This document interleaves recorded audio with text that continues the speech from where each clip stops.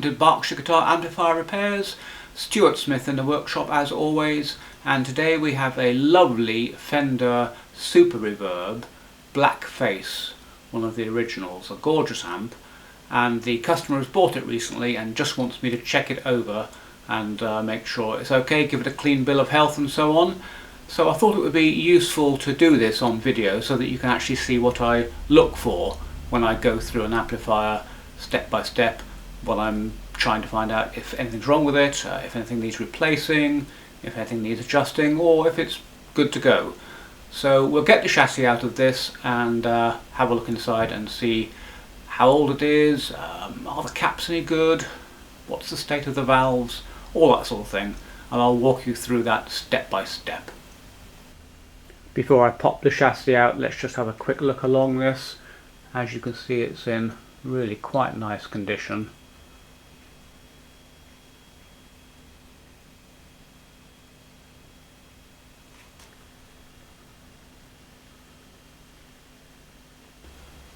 And a look along the back. This is an American Fender, so it's 110 volts. And we need to remember to run it on a step down transformer here. Before I take the chassis out, I thought we would turn it on and see what it does, and then we can look for anything inside that might be faulty. So we'll turn it on. I'll take it out of standby now.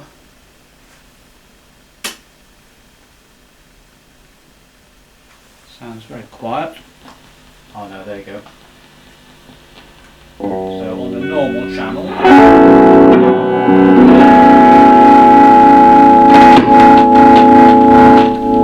pots are a bit scratchy.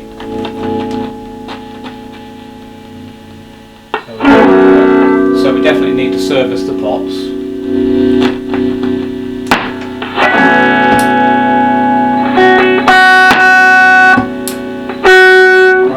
Works.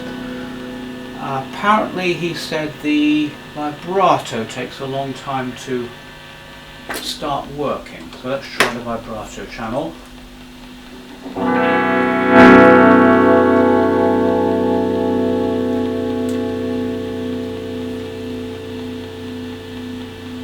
I can hear the vibrato oscillator oscillating. It's going tick tick tick tick tick tick tick tick tick, but there's not much intensity there. Turn the reverb down.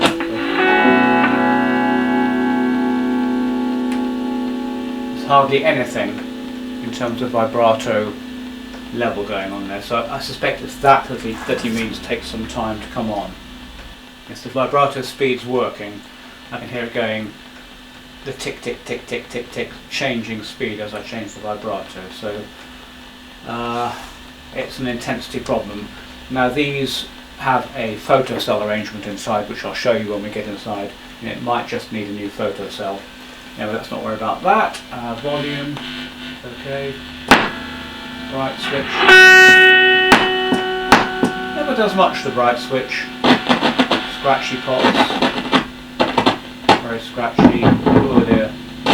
Reverb. Reverb looks nicely, that's good. Okay, that's all functioning okay apart from scratchy pots, and this vibrato intensity is 0 at the moment. Although the vibrato, I hear it going tick tick tick tick tick, and as I turn the speed up it's now going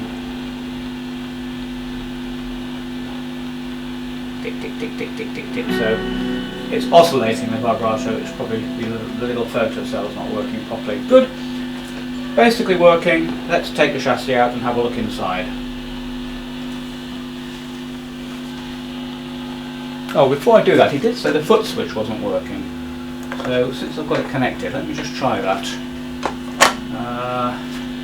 Let's try the reverb first. So there's reverb.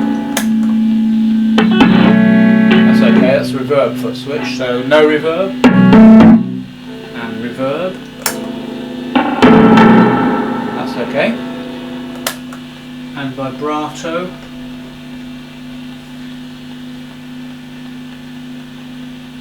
I can hear it ticking, and that stopped it. that's ticking now, so the foot switch is working. Not quite sure why he said it wasn't. Right, let's get the chassis out. Right, I got the chassis out. Let's have a look topside here. Rectifier valve, 2 of the short stubby 6L6. I think these are WBs, but they're quite small those compared to an ordinary 6L6. Ooh, some Mullard valve there, that's nice.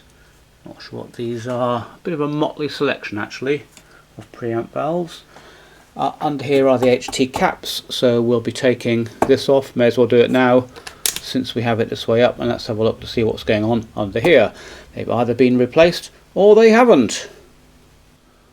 Ooh, very nice indeed. These HT caps have been replaced with some of the best capacitors out there, these Sprague Atoms.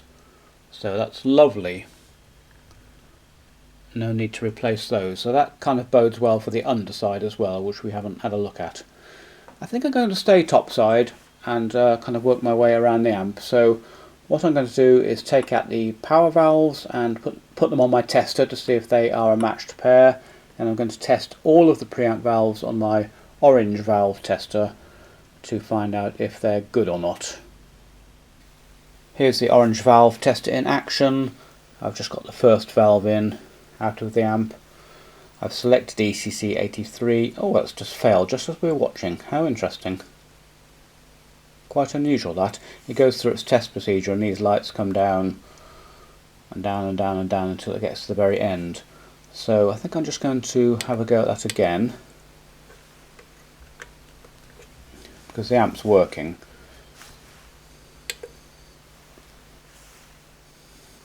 So these lights just go up like this, and then eventually it'll come down to here, and then to here, and to here, and then to here, and by the time it gets down to there it'll come up with good, warn or fail, and it'll also give you a matched number for the 2 halves of the valve. So we'll let that do its thing, see if it fails again. Interesting, that's come up with fail again, that valve. Quite unusual to see that fail halfway through its test. Usually either fails straight away or at the very end.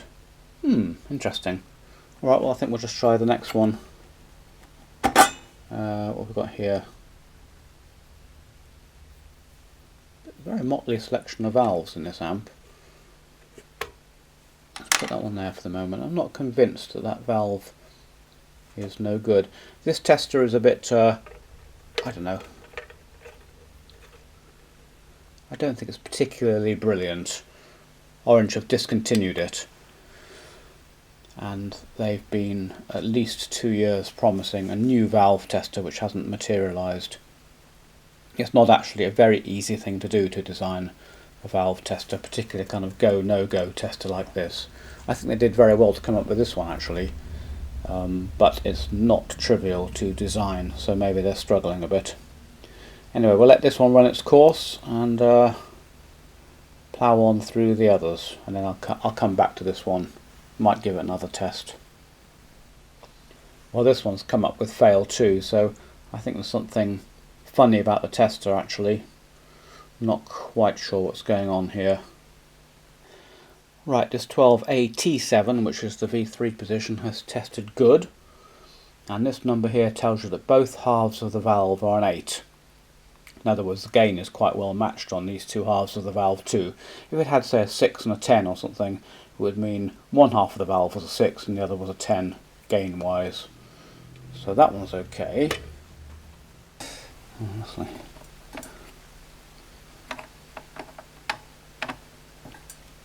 Yeah. Let's try this one. This is a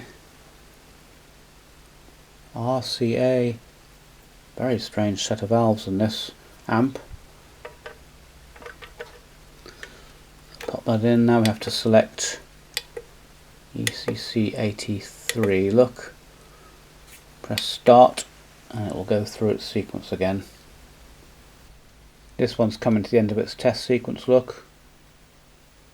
And it'll suddenly, there we go. So this is good too, and the gain is 7 on one and 8 on the other. So that one's okay.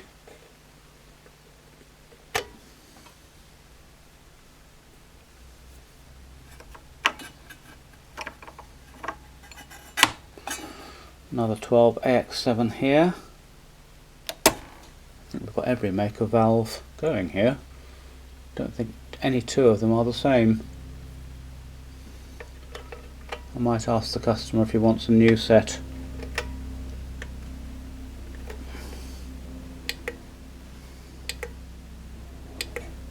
Set that going.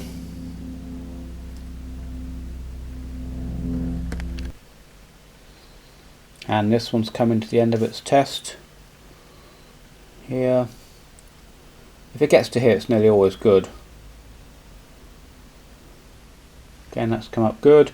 And again, we've got a 6 and a 7 on the gain. 6 and an 8, I beg your pardon. So that's fine as well.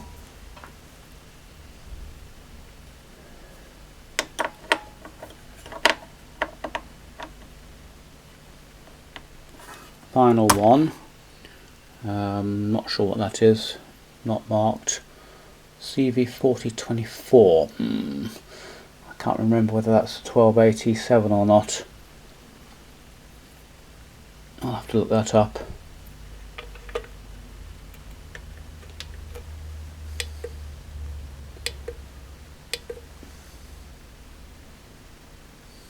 Let's see how it fares on this as an ECC83. Yes, that's an ECC81 or a 1287, and that's coming to the end of its test, and that's passed good. I tested it as an ECC83, but that doesn't matter. That's perfectly okay. That means that's all right. That valve. So we've just got these two that failed, strangely enough. So let's I have known these valve testers to just go through a batch of failing valve after valve after valve for no really particular reason. So let's just do it again. I mean, we know the amp's working, so the valves are working at least. For some reason this tester doesn't seem to like these first two, but let's give it one more go. Yes, as I said, it's the valve tester. This has got further than it did last time. Coming to the end now. This was a faulty valve and it's come up good, you see. Very strange. I don't really understand how this tester works or what it actually means when it says it's failed a test. Don't think anybody else does either. And I expect this one will work now too as well. So let's put this final one in and then we can test the power valves. There we go. There we are, that's tested good. So no idea why that failed. One size 9, one size 10, so all the valves are good. As I say, a motley old selection, but they're all testing good, so there's no point in replacing them just for the sake of it. Good, so now we'll test the power valves, and to do that I will put them on my homemade tester. I have shown that before, but I'll just show you it again. Right, here's my homebrew tester.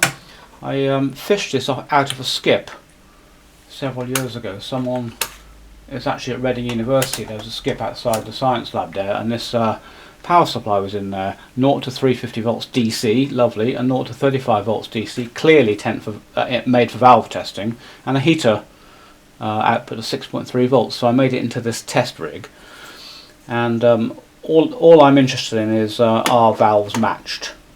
And to do that, I put the valve in, turn it on, which it is on, and then for a 6v6 I select an HT of 330 volts. So I've got this knob here and a digital voltmeter showing the actual DC HT voltage, so I set that to 330, and then my bias voltage of -25 on this particular valve.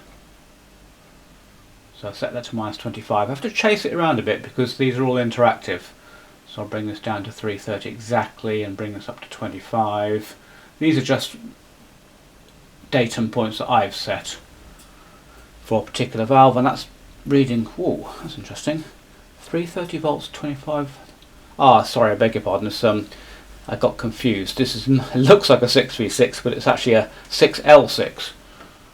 It's a little tiny. I was fooled by the size of it. the reason I winced then, it was pulling quite a lot of current. So my datum points for a 6L6 are 360 volts, which I've just set, and a bias of minus 38 volts. So 360 volts on the HT and minus 38 volts on the bias. I just picked these values to give me a sensible current. There we go, and that's now reading 35 milliamps, this valve. So that's one valve, and all I'm interested in really, that's interesting, these aren't a matched pair, I don't think. Interesting, maybe. Okay, 35 milliamps, so I'm really interested in, is this one 35 milliamps? That's all I really care about, or thereabouts.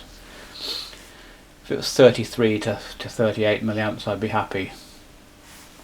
So I've just plugged that in. I'm watching the bias current on this meter. I'm measuring milliamps through a 1 ohm resistor in the cathode of this valve. So 360 volts, 38 volts, minus 38 volts bias. That's coming up nice down here. We've got 30 milliamps so far. There you go, so there's the minus 38, which I can just adjust to get exactly minus 38.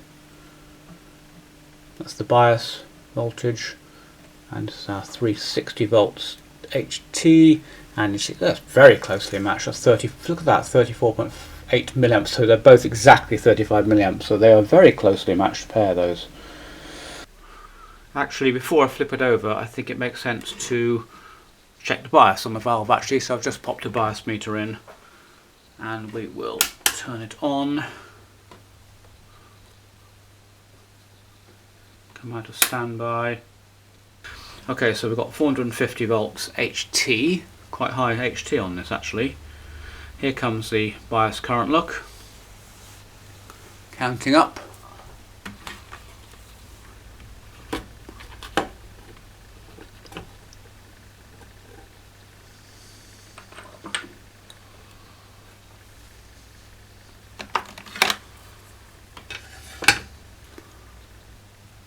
Right, so we have, that's looking fine to me. I don't even need to bother checking that. That's in the right ballpark, 440 volts, 37 milliamps, pretty much spot on. So the biases are good too. This amp's in actually quite good condition. Right, now we will flip it over and have a look underneath.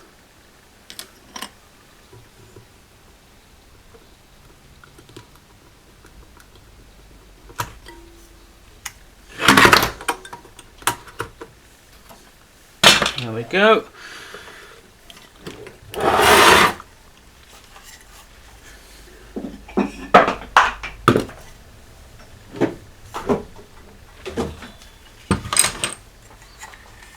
Right, and as expected, this is almost exactly what I expected to see here, because of the caps they'd put in the HT section. Someone's gone through this amp, and let me show you what's been done. Right, so first off, these are the bypass capacitors for the cathodes of the preamp tubes. They should be 25 microfarads at either 25 or 50 volts, and they are 25 actually they are 25 at 50, so that's very good. So they've been done. Should be 1, 2, here's another 2 here, another 2 here, another one here. So 2, 4, 6, 7 of those. They've all been replaced. Someone's also replaced some of the signal capacitors with these Sprague orange drops, which are about the best capacitors you can get for these applications. So these are expensive and good capacitors. So that's all been done, and quite a few resistors have been changed too. Look, these are all new. Someone's been right through this amp and really brought it up to spec. The grid stopper resistors are original. There's 1K5s there, but the screen resistors have been changed. Look, these 470 ohms 2 watt resistors have all been changed, both been changed, so that's good. What else? Over here we have the bias negative bias voltage power supply, and that capacitor has been changed. The diode is original, but I think that's probably okay. And so the only other thing is this vibrato intensity, and that's done by this thing here. I've done videos on this before, so do have a look at those videos, but basically, in case you're new to this, inside this little piece of black heat shrink sleeving is a neon light and a opto cell, a photoresistor, a light dependent resistor. And when the light flashes onto the photocell resistance goes down, and when the light goes off, the photocell resistance goes up. So if you go flash, flash, flash, flash, flash, this resistance goes dump, dump, dump, dump, dump, and you put that across your potentiometer basically, so the sound goes whoa, whoa, whoa, whoa, whoa, whoa, whoa, whoa, whoa, like that. And that's how the vibrato works. The fact that the vibrato is oscillating, so I can hear it going tick, tick, tick, tick, but the intensity is low, normally means that the opto cell in here, the light dependent resistor, is reached the end of its sell by date. They don't last forever, they've got a coating on them. I think it's iron sulfide or something, don't quote me on that, and it deteriorates with time, and so the photo opto resistor does not respond so well to light. So I'm going to turn this on now and just make sure I can see, because you can normally see in here the little flash, flash, flash, flash, flash, flash of the neon light. So we just want to make sure that that part of the circuit's working. So let's turn it back on. I can't hear the tick, tick, tick of the photocell, which probably means that the foot switch needs to be in. I've got a little shorting plug here, so let's try that. Yep, that's good. And I can see perfectly clearly that this opto is flashing. So let me just show you that. There you go, that's very clear, isn't it? That's just a little neon light flashing. So I'm going to have to replace that opto cell, and that should hopefully bring the vibrato back to life.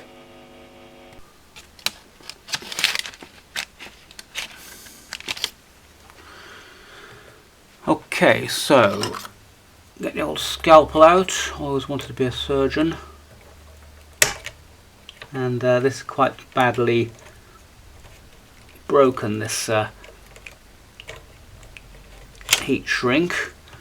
There is the neon, and there is the opto,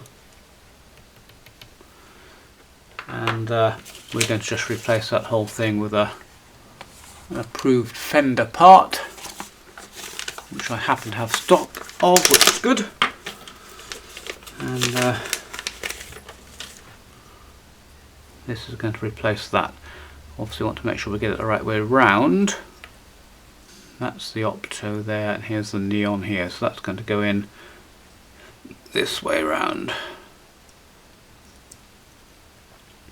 like that. Good, well, let's take the old one out.